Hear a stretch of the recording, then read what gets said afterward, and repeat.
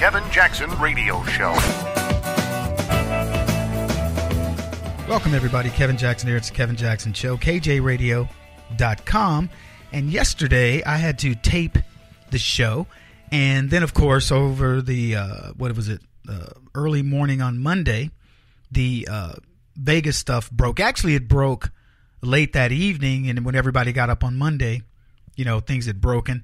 And, of course, I'm now in the west side of the country. So things get to me late anyway. And by the time we could have done anything to try to, do something live for the show, everything was already going and you were pretty much aware of it. So I'm going to cover a little bit of that today. I'll also cover a bit more of the NFL because there were some interesting stories that broke there as well. But needless to say, there's a lot of focus on this Vegas tragedy. And it's the second thing that's happened in Vegas in the past couple of weeks. There was a shooting during the Floyd Mayweather fight, and that's kind of normal. You got all these people coming together for a fight, an MMA guy versus a boxer, and somebody decided, okay, I'm going to bring a gun. They shoot inside of a casino, boo, boo, boo, whatever happens. And then the big story out of that was the NFL player, Bennett, Michael Bennett, I believe was his name, saying he got accosted and the cops targeted him and all this. And that turned out to be a lie. And it was a big story for us because we broke that particular lie. And what really happened was they showed video of Bennett hiding behind slot machines, and I don't blame him. And then he eventually runs out of the casino. We talked a little bit about this. He runs out of the casino. Cops see him. They throw him down because he looks suspicious. The shooting had occurred. They don't know what to look for. He was acting suspicious, and the cops did what they did, et cetera. Should have been no story because it is what it is. And let's face it, a fighting event, it's one thing for that to occur and people to take some notice on that. And quite frankly, when I say that, I mean a shooting to occur at such an event. It's just like going to a rap concert and finding out that somebody got shot, or going to some, event, at a nightclub and people, they got shot at a black nightclub. Really? I mean, I've been hearing that since I was able to go to nightclubs. People would ask me all the time, Kevin, why don't you go clubbing more? I go, why? Why would I go clubbing? Let me tell you why. I would say this. I'd say, so I go to a club and I'm just having a good time. There's a beef between, two guys and over some girl, or two girls over some guy. Stuff happens. Boom, people get shot. I read about it once a quarter, practically my entire life. So I want to go to that. Or worse yet, there's a gang beef. Two dudes that are gangbangers see each other at a club, which, by the way, is unfortunate, but happens a lot in black clubs. And I'm going to go to that. Or, you go somewhere, you're making eye contact, and some dude goes, why you mean mugging me? I'm not mean mugging you. And you end up fighting or getting shot over something like that. Why would I put myself in circumstances like that? I tell you what, why don't I just move back to the hood, too? I'll just move to North St. Louis. I'll wear some gang colors, and I don't know, I'll figure something out. I'll figure out another way for me to get killed. I'll tell people I always keep lots of money on me. How about that? And I have no bodyguards. Anyway, the point is, there was a shooting in Vegas. No harm, no foul. We know exactly what's going to happen. But then there's this new shooting that occurred. And as I said, the moment it happened, I said to myself, all right, for a fact that people immediately wondered, is this a Muslim shooting? Is it a radical Muslim terrorist act? Now, what's interesting about it is, as we're looking at the story, my first report on it was, hey, congratulations, lefties. It's a 64-year-old white dude named Stephen Paddock. You can feel some sense of relief because these suckers breathe a sigh of relief. Oh my gosh, I'm so happy his name is not Ahmed, Muhammad, Ali, whatever. They were ecstatic. And so 64-year-old white dude from Mesquite, Nevada, checks into a hotel, the Mandalay Bay, 30-something floor, and starts raining down gunfire on people.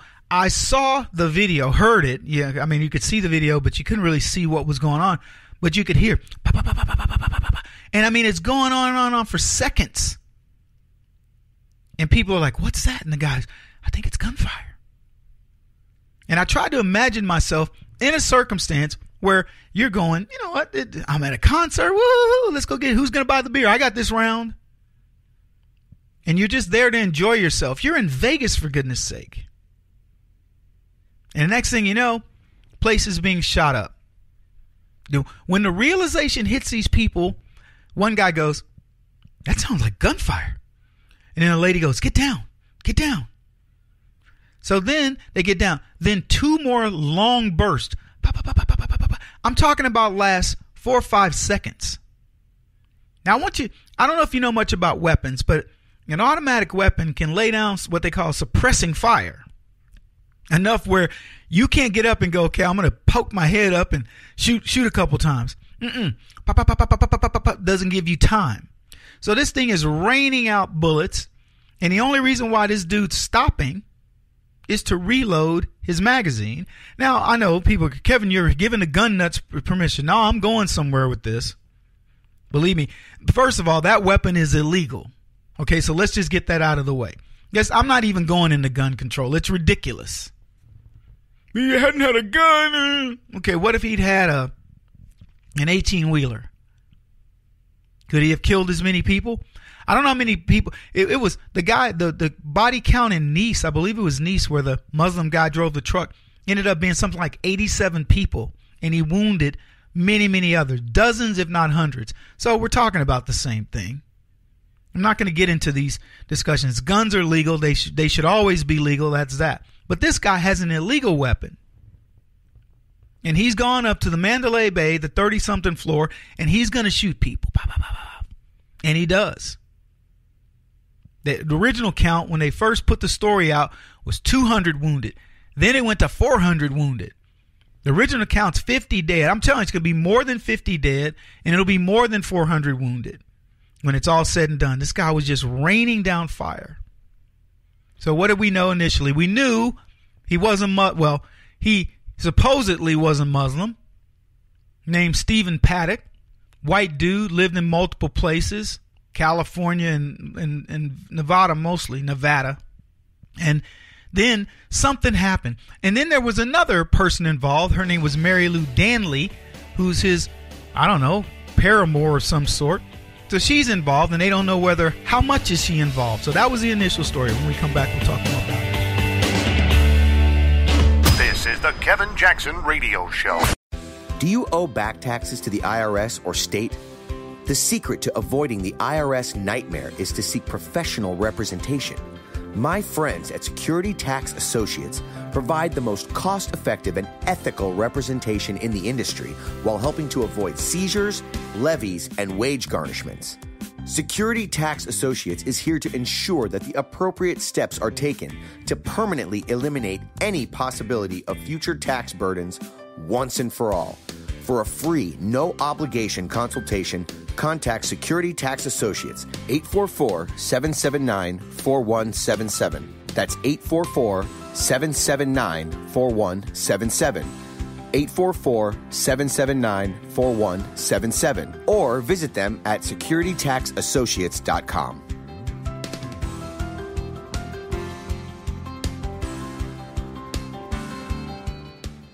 Beth Cook Moranville, author of Closer Than Your Breath, a book of hope. Hope, that wonderful, wonderful 4-letter word that you may feel completely out of. I wrote this book to give you great hope. It's not too late. If fetal position is an all too familiar place for you, I understand. If the next 60 seconds are too long, this book is for you.